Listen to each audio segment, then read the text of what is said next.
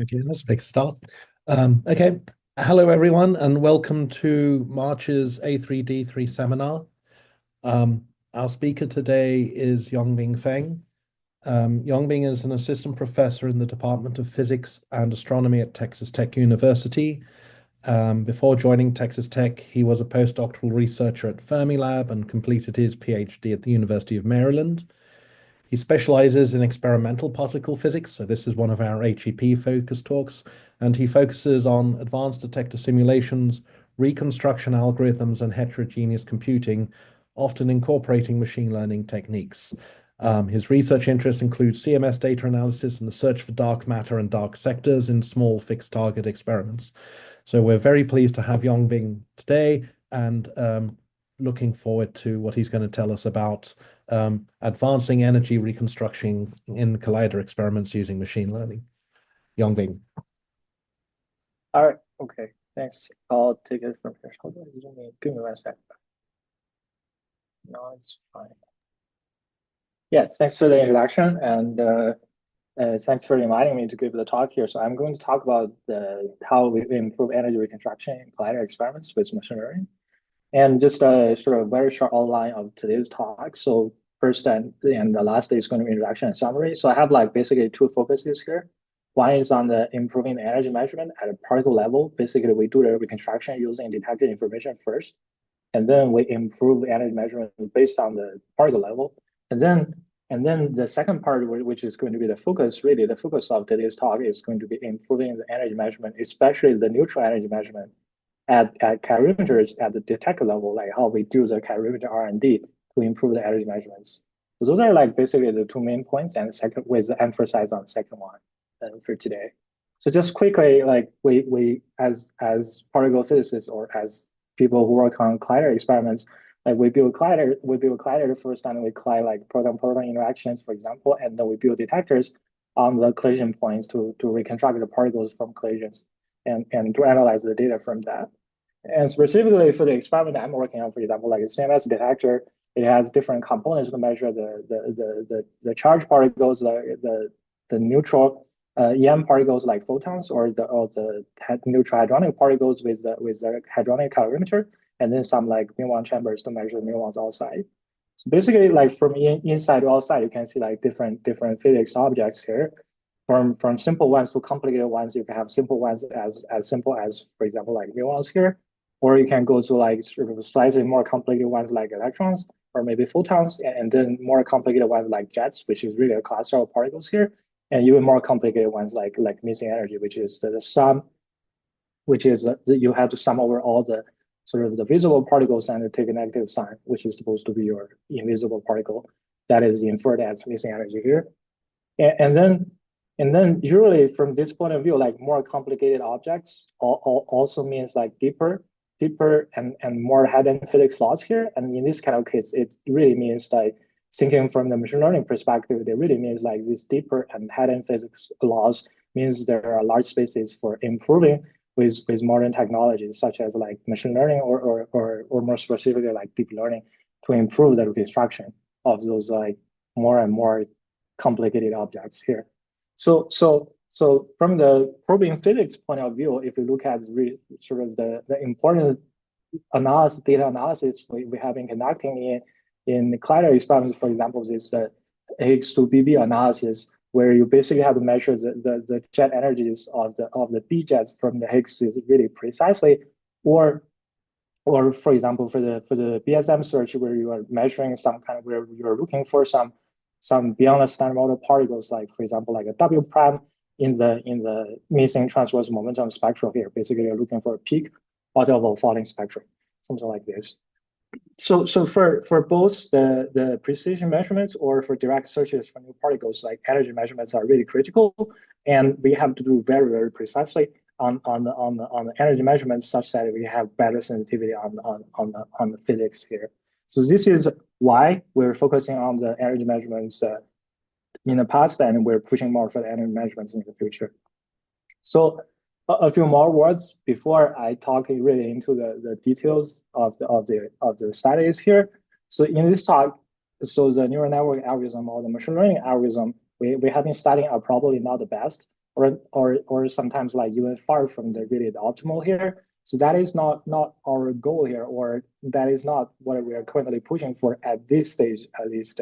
So instead, what we're focusing on is if there could be improvements from machine learning or from neural networks. This is the first thing we're interested in.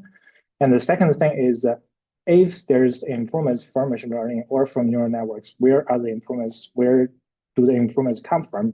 This is something we're really curious about. So from physics point of view, where the improvements come from. And then suppose there are improvements, suppose we understand where the improvements come from. So the third question is like, can we push for more improvements by utilizing like more information, or by understanding better the simulations, or by developing better algorithms? Can we push more? So basically, those are like the three things we're focusing on. If there could be improvements, where the improvements come from, if so, and then can we do more? Can we do more in these directions by understanding physics laws, by deploying better algorithms? So those are our goals. And specifically, like in terms of like, let's say A3D3 domain. So we're seeking for collaboration with domain experts on the physics, on the simulation, on understanding the physics, on doing better on the simulation. And also we're seeking collaboration with algorithm experts or machine learning experts on better reconstructing algorithms, on better simulation algorithms, those kind of things here. So those are our goals here. And with those things in our mind, we can quickly talk about the first part, which is improving the energy measurements at particle level or at particle flow level. So like one example is in collider physics, where we're facing is the measurement of the neutrino energy. So the idea is like neutrinos are invisible to the detector from our point of view. I know there are neutrino experts here, but from CMS point of view, they're basically invisible. And then we can measure like the neutrino energy only by using the momentum imbalance. So the idea is like we measure all the other particles in the detector, and then we take a negative sign, we sum it together. We do the vector sum of all the particles together, and then we take a negative sign, and then that's going to be our like missing momentum here. And or this is a sort of a physics problem, or converting this to a machine learning problem. This is basically like a sort of a so-called like denoising process, or a signal background identification process. The idea is like, for example, if you look at the eta phi plane here, you have leading particles, either it's charged or it's neutral, that are coming from like leading vortex collisions here, and they have some kind of revolution. And then you're overlaying those kind of particles with the parallel particles here, and you had to identify those particles from the parallel particles, and also you had to calibrate those energies more precisely in order to understand measure better the missing energy, basically. So the thing we try is basically we try with a deep neural network, and we send like all the reconstructed particles into the neural network into the neural network here, and for the sort of the categorical features here, we do some embedding layer. We embed the categorical features into the embedded layers there, so that in the embedded dimension, they can become more smooth here. It happens on the left part of the workflow here. And then for the continuous features, we send directly into the neural network. And then the neural network will analyze the input data, basically all the particles inside this event, different features here, and try to find the correlations between those different features, and find correlations between those particles, and try to assign some kind of weights and biases to the momentum distribution. And then the missing transverse momentum is calculated as a weighted sum of the measured momentum of the distributions here. So here the weights basically are coming from the neural network, and they imply like the precise knowledge of how much the neural network thinks we can measure those particles, whether it's coming from noise or whether it's coming from signal, how likely it is coming from signal, those kind of things here. And then we start from this also, like we start from like the low level particle inputs instead of high level like physics variables like the jet energy, those kind of things here, so that with the goal of the neural network can generalize better to different physics processes, because to the leading order, like the particles from different physics processes should share like similar kinematics, because should share similar features, because they are mostly determined by the detector level information, which are shared between different physics processes here, as long as it's a semi-detector. So we go to really the particle level to analyze the data instead of the high level physics observables, where they're more dependent on different physics processes here. And And then this is the performance we have seen, like training a deep neural network. And then this is as a function of like some kind of observables here. And this is a resolution as a function of the observable. And of course, for the resolution, it's like the smaller the better. So we're looking at basically the bottom part of the y-axis here.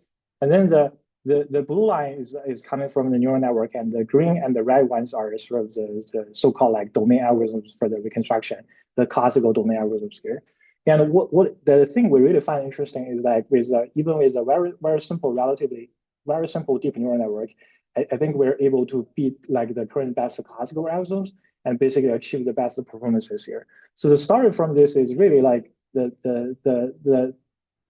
there are quite some large space for improvements with classical algorithms for this kind of really complicated processes here. So as long as we can find a good problem configuration for the problem, even with the simple neural network, we can really achieve really excellent performances on the reconstruction compared with the domain algorithms here.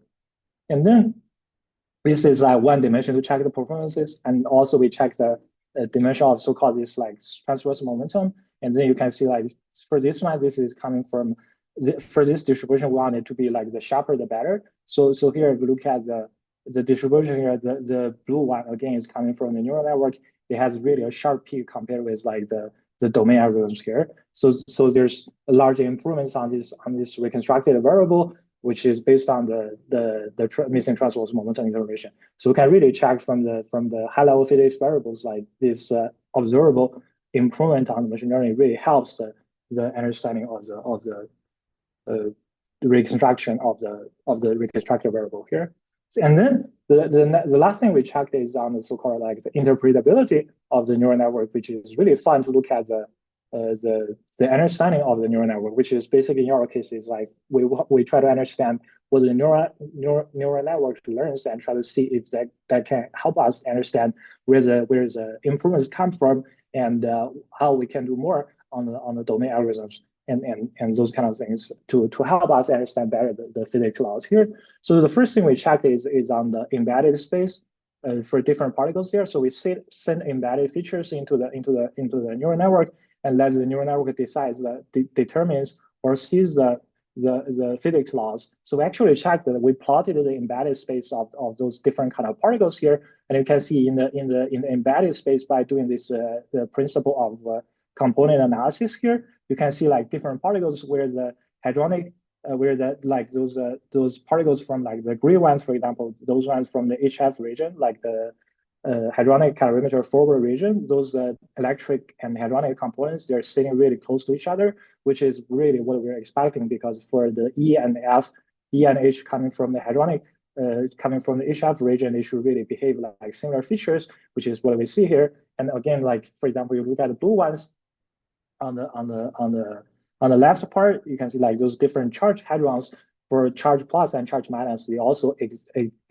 exhibits like basically shows really close features in the embedded space. So this is what we're expecting. And then for neutral hadrons and for photons, they sit at different corners. So this really agrees 100% with what we're expecting. Charged particles should really make no difference in calculating the energy. And then photons are different from neutral hadrons, and they are all different from like the forward region particles here, which is what we're expecting. And then we plotted like the outputs from the neural network as a function of some other like domain variables here. And then we can see like for photons, the weights, the how much inputs on the momentum, on the reconstructed momentum on the particles is sort of somewhere sitting around like centered around 1 for for photons in the middle. And then it sort of has a dependence on the like the classical domain algorithms, this so-called like puppy width here.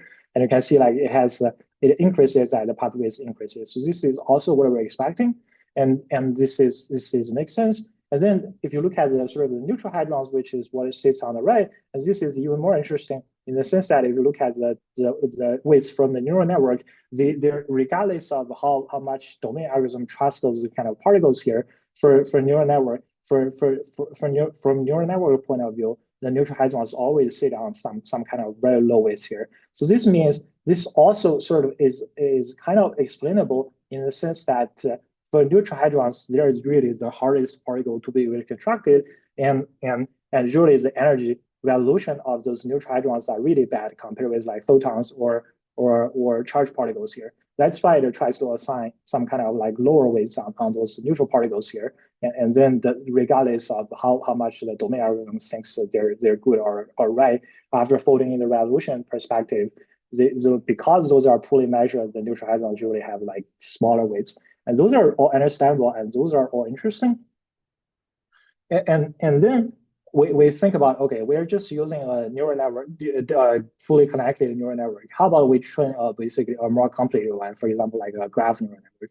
So we did the same thing, and then we're adding several like graph convolution layers. I think in this case, we're using like dynamic graph convolution neural network here to extract like the neighboring information and to help like identify signals from the noise here. And the network everything architecture is the same. It's just like we replace the deep neural network with graph convolution so that it can extract like neighboring information where they're in the embedded space there. So this is what we see here. So the pink one, again, those are resolution plots as a function of some kind of observables here. It doesn't matter too much. So what we observe here is for example, look at the pink one, which is using the graph version compared with the blue one, which is using the green one, which is using the fully collected neural net version. You can see the resolution gets better compared with domain algorithms, which are like the red and the black here. You can see they improve quite a bit, but then the difference is not significant enough. So it could be like due to we didn't fully tune the graph neural network, or it could also be simply saying like with a simple fully connected deep neural network, the information is already explored well enough, and then there's not too much space well beyond that. So we're still trying to understand which one is leading the reason, but you can more or less have a rough idea of what those things look like. And then I'll move on to the next part of the talk, which is really the focus here. Is basically we're thinking from the neural network point of view. We know that neutral particles, especially for neutral particles, the energy is the measurement uncertainty is really large. Can we improve the measurements? Now, instead of at the particle level, we try to see if we can improve the energy measurements at detect level for individual, like let's say particles or individual neutral particles, or for jets if we're combining all the particles together, local particles together, especially for like neutral particles or neutral hadronic particles, because for EM particles like photons, it's measured using EM calorimeter, which is really much more precise. So this is the goal. We want to improve measurements using hadronic from hadronic calorimeters, using some like clever designs of the calorimeter plus the machine learning or the modern machine learning technology in order to improve better the calorimeter. So before talking about the algorithms or the designs we're doing, I want to quickly go over some basic concepts about calorimeter in case people are not familiar with. So the whole idea of calorimeter is like it's used to measure the particle energy information. And then the energy information are converted to either number of photons or the charges deposited into the calorimeter. So you collect the charge or collect the number of photons here. And roughly speaking, there's like two types of calorimeters. One is this so-called like homogeneous calorimeter, where you put you have an input particle coming from the left, and then you shoot this homogeneous calorimeter, which looks all the same all the way. And these dashed lines means like different channels here, and it will shower in the calorimeter and produce signals, and which is pretty much like regular for E&M showers. And then it will produce some like photons and electrons, and photons will be collected at the end of the detector. You can put some photoelectron devices to capture the photons, and you put some electronic device to read out the signals here. That's what you can do. And then the other way is like sort of the so-called like sampling calorimeter, where you put like shoot particles from the left and it showers in the like this green or the blue band here, which are so-called like sampling layers. And then there's some active layers after the sampling layer to collect the electron and photons or some other energy deposits from those particles. And then you do like sampling again in order to stop the particle and create more energy deposits here, and you collect the energy. And you do this over and over again. Those are like sampling layers. Those are sampling layers in between their active materials.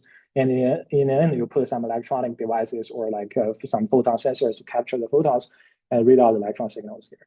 Those are like two types of signals.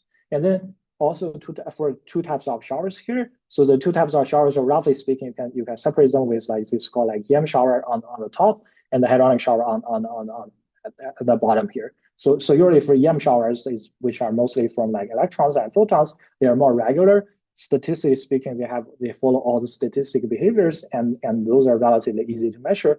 But for hadronic showers, it's more complicated, or even much more complicated, because of those really the scatterings of the nucleons that can really travel a long distance and then scatter another nucleon, create some kind of showers here. So you can see like all those kind of really localized shower structures that behave much more irregularly compared with the regular E&M showers here. So those are more complicated to tackle.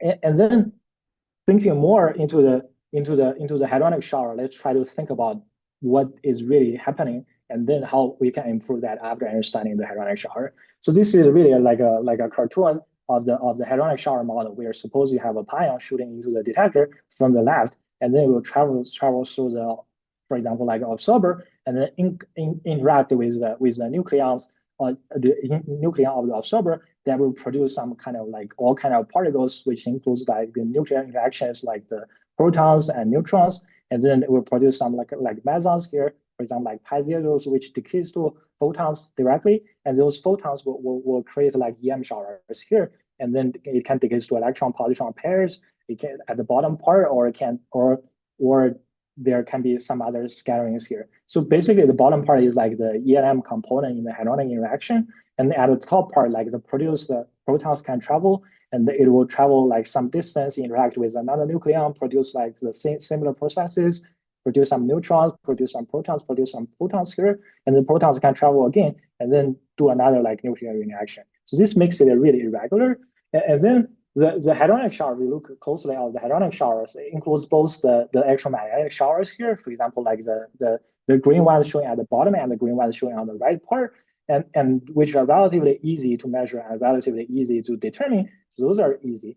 And then the hadronic fraction, which is really the mesons interacting hadronically, or nuclear interactions with the nucleons here, and that includes, for example, like the breaking the nucleon into like protons and nucleons here. So this is called, it needs to overcome the nuclear binding energy, and this energy is totally lost in the detector. It's fundamentally not able to be measured. Those are so-called like invisible energy fraction, and this happens in the hadronic fraction of the hadronic showers, and this is really usually the hardest fraction of the hadronic shower that to be measured. So in summary, it's like the hadronic showers, including the electromagnetic and hadronic component, and hadronic component includes the invisible energy, which is really hard to determine. And then the energy, the total energy of the showers, or the total energy we want to measure, is basically the electromagnetic fraction, denoted as E here, times the electromagnetic fraction times the electromagnetic energy, plus like one minus the electromagnetic energy, which is going to be hadronic energy, times the hadronic energy fraction times the hadronic energy here. So it's like a weighted sum weighted by the EM energy fraction.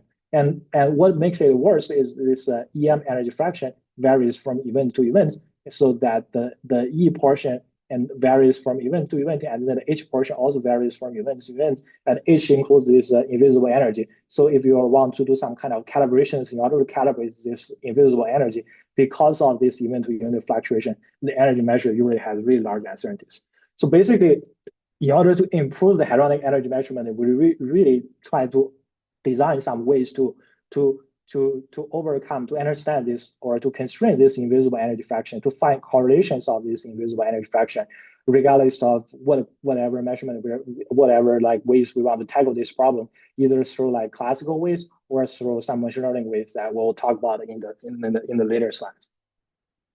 So one way to do that, which was proposed like around like maybe roughly 25 years ago, and then it was like extensively studied in the past 20 years, was this like so-called dual readout method for the calorimeter energy, for the hadronic energy measurement. And the idea is like basically you have a like hadronic calorimeter, which looks like the top middle plot here, and then inside each so the yellow part is a copper, and inside each copper you can put in like different kind of fibers here, which will produce something called like Cherenkov signal and the scintillation signal. So the idea is like you can measure the Cherenkov signal and scintillation signal separately, and the E fraction, the electromagnetic fraction, contributes both to the Cherenkov signal and contributes to both the scintillation signal. And the hadronic fraction, the hadronic portion, contributes more to the scintillation signal than the Cherenkov signal. So then if you measure the E portion, so then if you measure the scintillation portion and the Cherenkov portion event by event, you can do this solve these equations, solve these like two equations of the Cherenkov energy and scintillation energy by figuring out the energy event by event like EM electromagnetic energy fractions here. So then once you can measure this E and M energy fraction event by event, you can roughly scale the invisible energy from the nuclear interaction, from the hadronic interactions here, so that your energy it can be really measured much more precisely. This is roughly the idea. And then, so the results was done like 20 years ago. If you look at the distribution, for example, the right plot here, which shows the hadronic energy resolution, it achieves basically 30% divided by square root of E energy here. So compare with like, for example, as a comparison, ALA's hadron calorimeter is roughly like 50% divided by square root of E, and CMS hadron calorimeter is basically 100%. The resolution is basically 100% divided by square root of E. So we have particles with 100 GeV. The CMS hadron calorimeter will produce resolution of like 10%. ALA's hadron calorimeter will produce something like 5%. And with dual readout, you can basically get something of 3% for a 100 GeV particle or 100 GeV jet. This is roughly what it does here. And then again, the improvements coming from like measuring the Cherenkov and scintillation fractions event by event, so that you can measure the electromagnetic energy fraction event by event, so that you can measure the invisible energy event by event. Roughly some kind of way to do that. And then the next question is basically, can we do better compared with this technology, which was developed like 15 to 20 years ago? And in the sense that we have done so much developments in the past, including we can do higher granularity in the X space, in the Y space, in the Z space. We can measure like finer structure of the showers in the XYZ space. And from timing perspective, we can also measure the energy deposits in the T axis, in the time axis more precisely. And then those XYZ and the time information. And then there's also this a Cherenkov thing where I'll quickly discuss later in the slides here. So those are like all kind of developments we have done in the past that really allow us to explore really the finer structure of the hadronic showers here. And then the question is basically after being able to measure this fine structure, which could potentially include a lot of hidden information to tackle the hadronic interactions, to understand, to measure better the invisible energy fractions here, can we, and this is actually a very good use case for machine learning or for neural network to explore those hidden information from those fine structures here. So this is basically what motivates us to study. And then the next question basically is like, can we see those kind of improvements? And then if we see those kind of improvements, what does the neural network learn? What kind of things it's utilizing, and then can we do better if we understand what those kind of things are? That like what I explained at the very beginning. So then what we tried is basically we did a simulation of a high granularity calorimeter, and then we try to do the reconstruction with machine learning, either using like convolutional neural networks or graph convolution or graph neural networks here. So in the later slides, every time I refer to like graph neural network here, I mean like dynamic graph convolutional neural network with like these edge count layers here. So the idea is basically, for example, for the shower image as a function of X, Y, Z and time here, and then we just send those information into a convolutional neural network in the phi space or a graph neural network with the hits and the detectors, including the X, Y, Z and the time information and also the energy information there, so that we can see if we can do the reconstruction on the calorimeter using neural networks to explore the fine structure of the showers here. And this is basically the studies we have sort of done and the results we have so far. And let's look at, for example, the blue ones first. Sorry, the black ones first. And the x-axis here is the timing precision. Is like how much precise we can measure it. We can measure it in the time wise. Assume like 100 picoseconds timing resolution, assume 10 picosecond timing resolution, assume like 1,000 picoseconds, which is like 1 nanosecond timing resolution, how much we can get. The y-axis here is resolution. So this is the neural networks are trained in the flat distribution of the samples from like 1 GeV to 100 GeV, something like that. And then we're picking a few points here for testing. So here the black one are tested with pions of 30 GeV. And you can see like by just simply sum over the energy here and then track the response, sum over the energy, of course, you're going to underestimate the energy most likely. And then correct the response, you can get basically a resolution around like 10%-ish. And then, which is the top histogram here, which is the top graph here. And then if you do some kind of like electromagnetic traction similar to the dual readout, you can get something down to like 9%. And then if you use the convolutional neural network to explore the fine structure, the refined structure of the shower here, you can get something down to around like 7.5%, between 7% and 8%, something like that, which is showing in the dashed lines here, labeled with CNN here. And then using graph neural networks, which is also in the same energy. And then the graph neural networks also includes like the timing information. You can see like the timing information really helps in the reconstruction of the showers here, going from like, for example, like around 6% energy resolution to of course like your timing precision decreases from the left to the right, the resolution decreases. And then in the end, it should roughly converge to or getting similar to the CNN performances for the GNN, except like maybe using, and then remnant difference might come from like this hidden geometries or the powerness of the GNNs here comparisons. But they should roughly like maybe saturate around the same point. This is at 30 GeV, and you can do like similar analysis for 100 GeV as well, even for higher energies here. So this is higher energy. The absolute resolution will get better because the resolution scales as a function of 1 divided by square root of energy here. So for the sum with 100 GeV, we get around 7% resolution. And then when doing this dual readout like calibrations here, we get like around like 6%. And then we're using CNNs here, we're getting pushed down to like maybe 4.5%.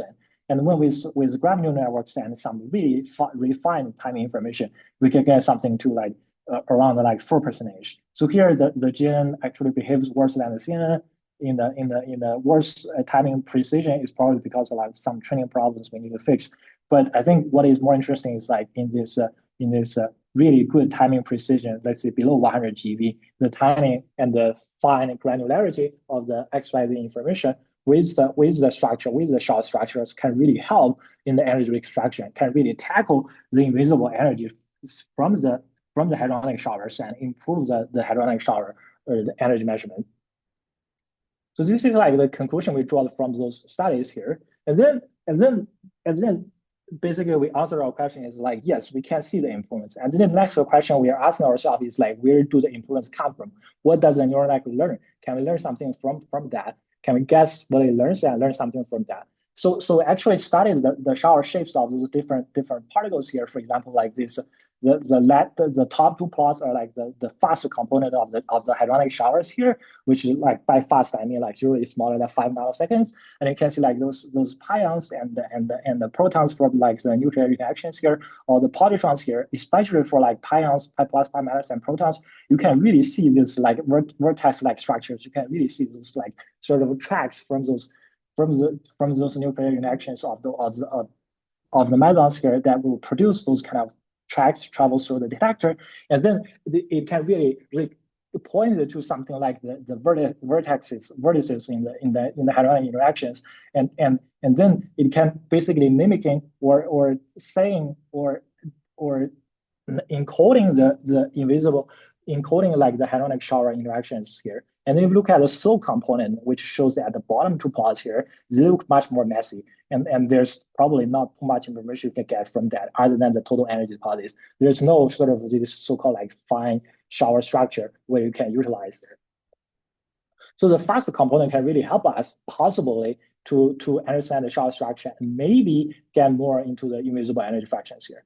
So then we look more into the shower shapes here. We basically look at, for example, like how many of those vertices here on the top left plot and see if we can get something. So this is the invisible energy, which is the hardest component that we want to measure in the interhadronic interactions versus the number of sort of this so-called like hadronic vertices from this hadronic from those hadronic showers of the interactions between the particles with the hadron calorimeter here, you can see like the correlation is really strong of the invisible energy fraction of the invisible energy versus the number of hadronic vertices. So those are like plotted of different energies here, plotted of like 30 GeV pions, plotted around like 100 GeV pions, plotted around for like 200 GeV pions. You can see regardless of the energy, the more hadronic vertices it has there, the more invisible energy it will contain. So this means that if you're exploring some kind of like really good image reconstruction using machine learning, it can be like convolutional neural networks or graph neural networks here. And then by using the fast component of the hadronic shower, we can really, if we can reconstruct some information from the hadronic vertices, we can use this correlation to infer the invisible energies for those particles here, and then achieve a good hadronic energy measurement by measuring the hadronic vertices and trying to guess the invisible energy fraction using those correlation. And maybe we can do something as good as dual readout or even better than dual readout by understanding this structure here. So this is the idea. And then we did a few more checks, and then those are like the invisible energy fraction. And also we checked the XY plane, like the shower shapes of the showers of some events. So the left plot is a pion with, let's say, 126 GeV. And in this kind of case, the invisible energy is like 50 GeV, which is really large. And you can see a really large spread of the shower in the detector, which is probably because like for invisible energy, in order for invisible energy to be high, it needs to participate in a lot of like nuclear reactions and produce a lot of nucleons. And those nucleons are hard to capture. So you can see really large invisible energies from like these shower shapes here. And as a comparison on the right plot, when the invisible energy is small, with the same like pion energy is always around 126 GeV. But then the invisible energy fraction is small, which probably means like the E and M fraction is large, and the hadron interaction part is small. Then the invisible energy is small. Then the shower shape is really sort of narrow here. So you can basically guess this kind of invisible energy or the electromagnetic energy fraction or the hadronic energy fraction. Those kind of things, they're all obviously correlated. By measuring those kind of things, by measuring the shower shapes, instead of like doing the dual readout together, you can just measure the component of the fast component and then try to do some fancy neural network construction and try to guess the invisible energy fraction. And this can lead to really good measurement of the hadronic energy showers here. So this is something we have been pushing for in the past few years. And then that is a rough idea. And then the next question we ask ourselves is like, how do we do this in practice? How do we build this detector to capture those fast information, to effectively utilize those fast information with machine learning? And then what can we push for? How far can we push for? And can we do better? Those kind of things here. So let's think back about this nuclear particle, the hadronic shower interactions here. So those, for example, like the first part, when the pions interact with the nucleon, produce like protons, neutrons, or pi zeros, and pi zero decays to photons decay to electrons and positrons here. This like solid, I put in the solid red boxes here. The protons and electrons, those are charged, and those are like the fast component. And when those particles travel through the medium, if their speed is not too slow, they can produce like those Cherenkov photons. And Cherenkov photons have this really nice process contains really nice information. They're instantaneous. There's no time delay. And if you can capture those Cherenkov photons, you can capture those fast component information and then try to reconstruct the shower shapes with this like imaging like calorimeters here, and try to guess the invisible energy and then measure the energy precisely. And besides those, really let's call it really the fast component, there's also like this relatively slow component, but not that slow enough. For example, like these recoil protons or the secondary interactions from the protons that interact with the nucleon. For example, like the dash red on the top here, that will produce like photons as well. That will produce like photons will produce like electron pairs, and it will also produce protons, and protons can travel as well. And sometimes those kind of things are small that they cannot produce. They are not relativistic, and they are slow. They cannot produce like Cherenkov information at the like the first time window here, but sometimes they can. So those information, the information from like the solid red boxes plus some information from the dash red boxes may be enough for us to understand, to capture the fast component and using like pure Cherenkov calorimetry. And then with the help of machine learning, with the help of the fine structures explored from machine learning, we can guess the invisible energy fraction and then measure the energy deposits in the calorimeter. So this is like some rough simulation and detector construction we're doing at Texas Tech. So this is the left plot is basically what a detector looks like from general, like we're building this prototype here. And inside those like sort of the black holes, those are really the sampling part where the fibers are embedded into the yellow part, which are coppers here. And then we're doing simulation of those things. If you zoom into really one small window here, you look into, for example, like one copper region, they're embedded with like different fibers, and these fibers had their fibers, when particles travel through the fibers, they can produce some like chunk of photons. And which, if you look at the bottom middle plot here, you can see like charged particles are traveling through the fiber. You can emit those chunk of photons, and the chunk of photons will follow the angle of the chunk of photons follows depends on the particle speed. So you can explore like, and those chunk of photons will propagate inside the fiber, so that we'll put some like photoelectron devices at the end of the fiber to capture those photons, and then use some electronics to read it out. And then once we capture those chunk of photon information, we can try to infer the fast component of the calorimeters, and then try to understand the invisible energy fractions event by event, and then try to measure the energy more precisely. So more into this kind of things in practice. One way, basically, it's like relativistic particles travels at the speed of light, and then chunk of photon travels at the speed of light divided by the reflection index here. And then in order to measure the XY information, we already have like the XY segmentation. We can measure that, and energy we can also measure that by measuring the number of photons here.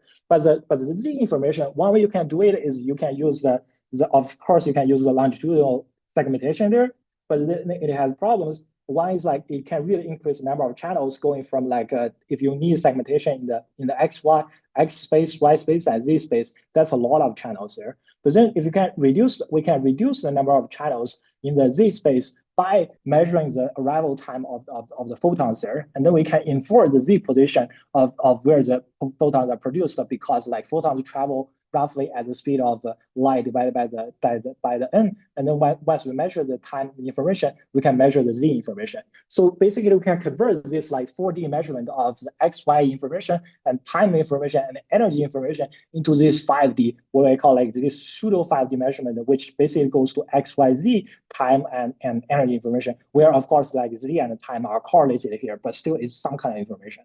And by doing it this way, one is like we reduce the number of channels for the readout. We don't need the Z segmentation. And the other is like, because there's no Z segmentation, it's easier to calibrate. And the data volumes, those kind of things are easier to handle. And it's homogeneous in the Z direction. So it might be better. So we're probing things this way. We're probing like this fiber-like structure, this detector here, we're doing simulation, we're doing reconstruction by understanding the arrival time of the photons, trying to infer the Z position, and then we try to explore the fine structure of the shower shapes, and then try to see if we can measure the energy deposits more precisely. This is what we're doing, and then we did the studies based on the simulation. So we compare the different things. So the blue line, this is the revolution as a function of the incoming beam energy. This is simulating like pions here. The black line here is using the typical like dual readout combination method, which is basically our baseline for the benchmark here. And you can see the resolution is like pretty good, but there may be space for improvements. And using like the pure Cherenkov, which is the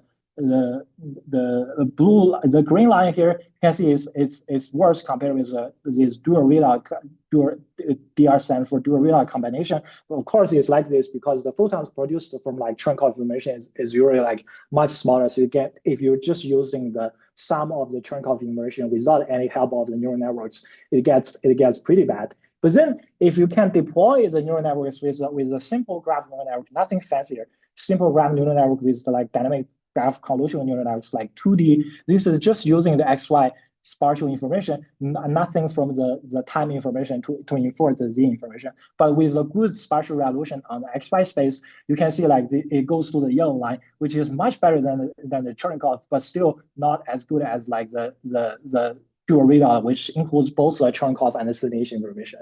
But once you go to like this 3D readout, which includes the XY information and also the time information of the simulations here, which is showing the sine one here, it has another boost compared with like 2D information. Even though here we're also testing the spatial resolution. So here's the 2D spatial resolution in the XY space is 1 centimeter, and in the 3D space, XY plus time is like 3 centimeters here. You can see even with worse spatial resolution, because of the help of the timing resolution, here we are assuming like 50 picosecond timing resolution here. We can still get really good performances on the using the graph neural networks to explore these imaging like structures and of the pure chunk of light without any help of the simulation light. We can beat like the dual readout a combination method for the hadronic energy measurements here. So this is really exciting. And then probably like this is just some like let's say proof of concept simulations of those kind of things. And then we're really refining the algorithms and refining the simulation and try to see if we can push more. And possibly we can also include like the simulation information and see if we can do better. But those studies, it can be done. But just from those preliminary results, it's already very exciting. With this imaging-like structure, using just Cherenkov information, we can get as good or sometimes even better performances than dual readouts. So this is what imaging-like structures can bring us. And then putting those kind of things into more realistic is like, first thing, if for example, like one thing is we need to measure the photon arriving time, and then we need to use some like sort of kind of photo electron device to convert the photons into electronic signals into some charge signals and then measure that. And the thing, for example, we can do is this something called like silicon photomultiplier, and those are like the pod shapes of the silicon photomultipliers here. And then what it does is if the photons arrive at different time there, it will have different pulse shapes here, and then you're summing over things together.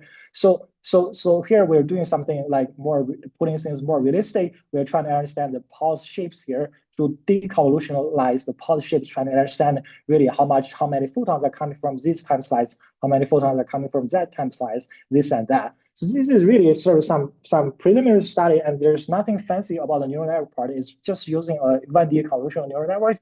We're not even exploring the time series data with like LSTM or RNNs or even transformers yet, but just using a 1D scene, you can see like the performances, the reconstructed performances, which is showing in the blue here compared with the truth level, which is the yellow. It seems to be pretty good. Sometimes you can recognize the number of photons arrive at a specific time. There are always some uncertainties on the number of photons that we constructed, but just roughly from this point of view, it seems to be pretty good. But of course, we're going to refine those structures more. And then also more realistically, there's also when photons propagating inside the fibers, because photons are injecting at different angle, the path length is not exactly the same. So those will also cause dispersion of the photons. So even if they are arriving at the same time, they might be produced at different z positions here. So we're also studying this at the simulation level. This is a 2D correlation plot of the y-axis is where the photons were produced in the fiber, and the left part is an arriving time of the photons. So if you look at the left part of the plot, you can see really a nice correlation, which is scales as a function of the scales pretty nicely linearly. If the arrival time is late, and it means it's produced at the first part of the detector because photons travel slower. So those kind of things here. But also it has this dispersion towards the later part. So the beginning part looks pretty linear, and then if you look at the later part, it gets dispersed. So the resolution is not super good if you look at, for example, the middle tail region.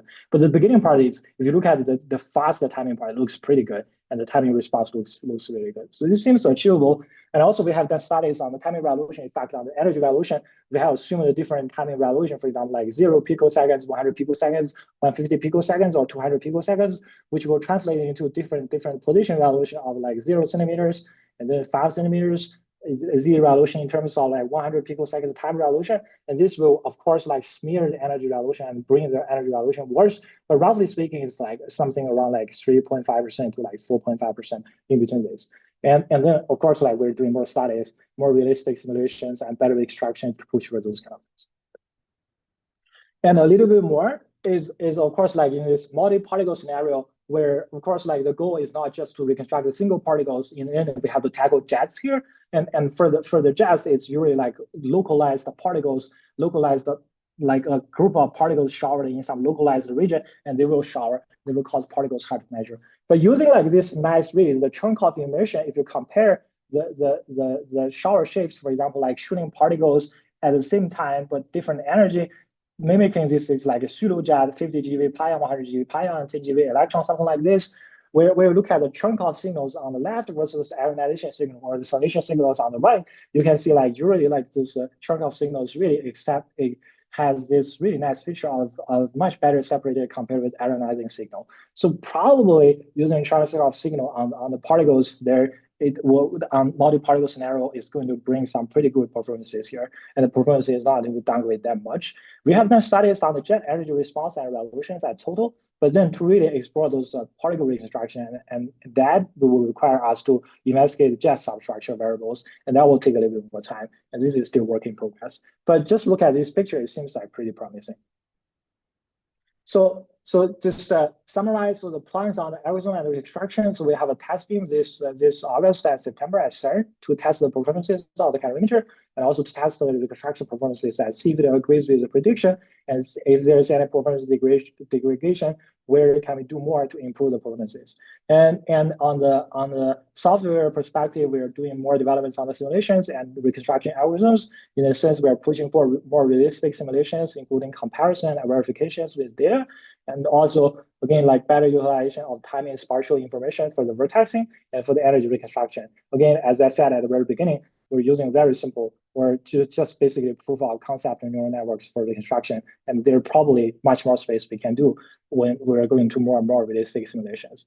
And of course, we need to handle the jets or the multi-particle scenario. And depending on what kind of collider we're going to have, or sometimes we also need to deal with PALAP. And then the other thing sitting on the table is like that we're also interested in like designing the online reconstruction algorithm that could run on the FPGAs for the online data processing, because the data flow is going to be huge in order to deal with that problem. So probably we need some kind of like online data processing to process the pulse trains and then to do some really fast reconstruction using the pulse shifts here. So this brings the end of my talk here. So precise energy measurement is really critical for understanding and also discovering like particles in collider experiments or in general like particle physics.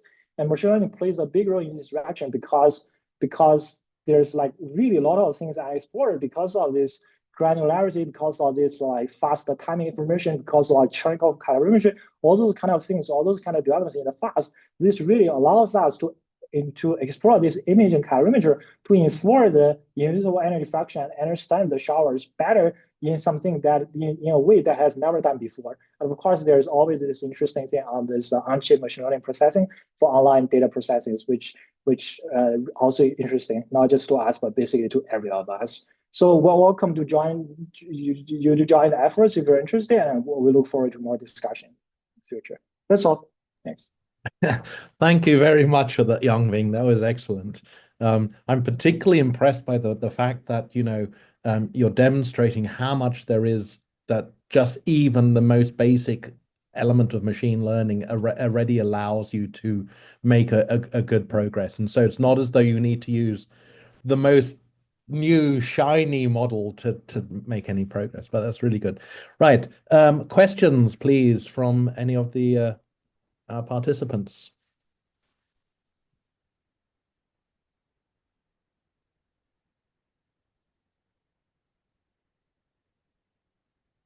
Igor. Hi, Yonbin. So with pure Cherenkov calorimetry, how do you handle your main problem that you described, that the neutral energy fraction and electromagnetic energy fraction changes from shower to shower? Yeah, I think our goal is basically sort of, for example, like getting back to this plot. If you can use Cherenkov to reconstruct the number of hadronic vertices, then we can guess the invisible energy fraction directly, so that we don't need to do that thing anymore. This is a goal. So escape this shower. So the electromagnetic energy fraction is also correlated with the number of hadronic vertices here. So we can use the Cherenkov light there. if we can reconstruct the hadronic vortices, there you can infer the electromagnetic energy fraction, and also infer the energy, invisible energies, those kind of things, which makes our energy measurement easier. Yeah, that's what I think.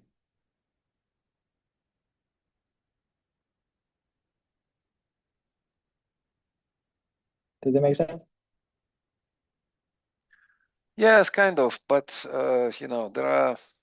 I was thinking about other ways of doing things, like, for example, of course, to begin with, there were compensating calorimeters, right, for which the hadronic response and the electromagnetic response was, set up to be the same. So, and lately after the dual readout, there was an idea of triple readout. We also read, kind of the longer tail from the neutrons. So, have you guys tried to look into those things? Not at the moment. I think at the moment it's like focusing on the fast timing part and try to do the Cherenkov things. But probably there might be some studies done in the past, but that I'm not aware of.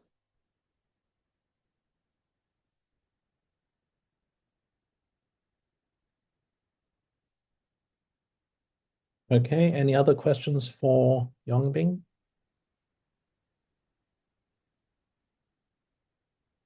If not, okay, thank you very much again, Yongbing. And our next A3D3 seminar will be on the second Monday next month. So please look out for advertising for that. And thank you everyone again.